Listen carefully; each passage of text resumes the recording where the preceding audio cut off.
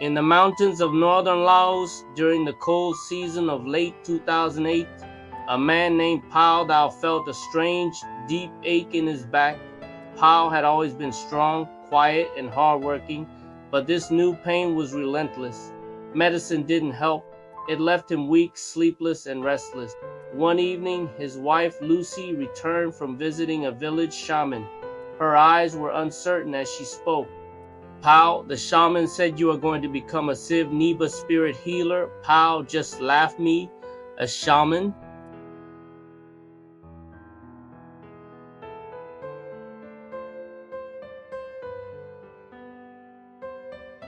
If I'm truly meant to be a shaman, then please heal me now. The next morning, the pain was gone. Completely, he could bend, he could run, he could even jump without a hint of discomfort. When Lucy came home, he told her what had happened. I don't know how, he said, but after I prayed, my back healed overnight. Lucy simply nodded. It's time, she replied. That weekend, they invited an old shaman named Sivneeb Vam Chai to perform a spiritual initiation. Vam Chai prepared an altar with bells, shaman tools, paper spirit horses, and a small bench. The moment Pao sat before the altar, his body began to shake uncontrollably. The bells on the strings rattled all by themselves. He trembled for 5 minutes straight, and then, just as suddenly as it started, everything went still. A profound calm filled the room. Pao opened his eyes, breathing slowly. For the first time, he could sense invisible presences all around him.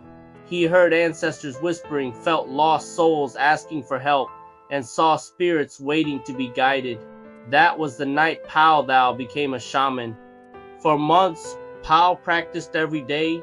He learned how to heal sickness, how to find lost spirits, and how to guide families through the pain of loss and death.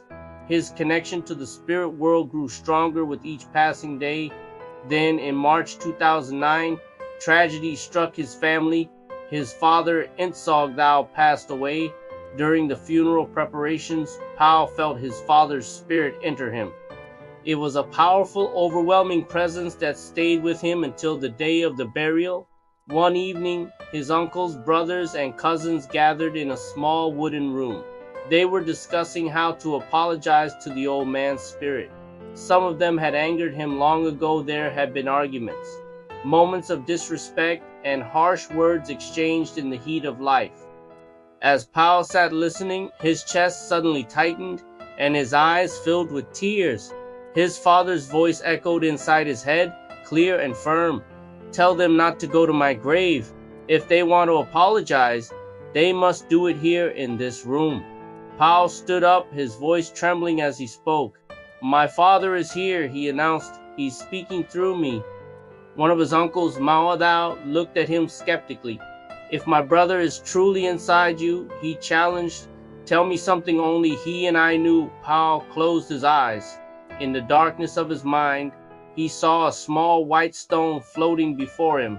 His father's voice whispered again, tell him about the lucky charm in his back. Pao pointed at his uncle and said, you have a white lucky charm planted in your back. You and my father received it together at the temple during the war. The room fell silent. Uncle Mao's face turned pale and his eyes filled with tears. Yes, that's true, he whispered. No one else knew about that. At that moment, everyone in the room began to weep. One by one, they knelt before Pao as he channeled his father's final message. My children, love each other. Do not forget one another. Stay united. Afterward, Pao's body grew hot and he was soaked in sweat. Lucy ran into the room, frightened. Why are you doing this at your father's funeral? She cried. Pao shook his head weakly. It's not me, it's father. He wanted to speak to everyone.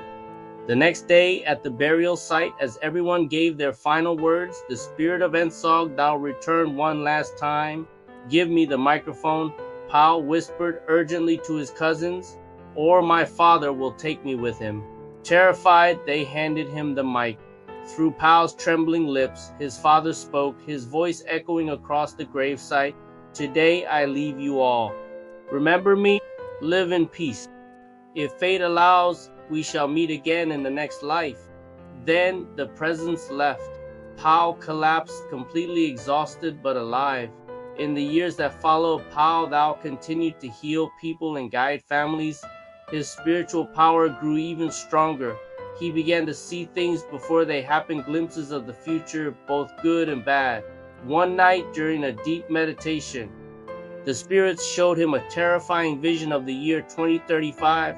He saw a world torn apart by war, cities burning, and skies filled with smoke and fire. He saw Russia fighting NATO and China battling the United States.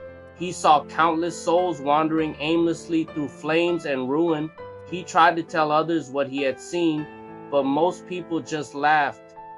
"He's just a crazy shaman," they would say, dismissing his words. Still, Pao held onto his vision. He continued to whisper his warning to anyone who would listen. "If we don't change, the world will burn. Maybe not today, but one day soon." And sometimes, even now, when the wind blows through the Hmong mountains at night, it seems to carry his quiet voice, a warning, a prayer, and a profound hope for peace in a world that desperately needs it. Thank you for joining us on this incredible journey. If you were moved by Pao Thou's story, please like this video and subscribe for more stories that connect us to the unseen world. See you next time.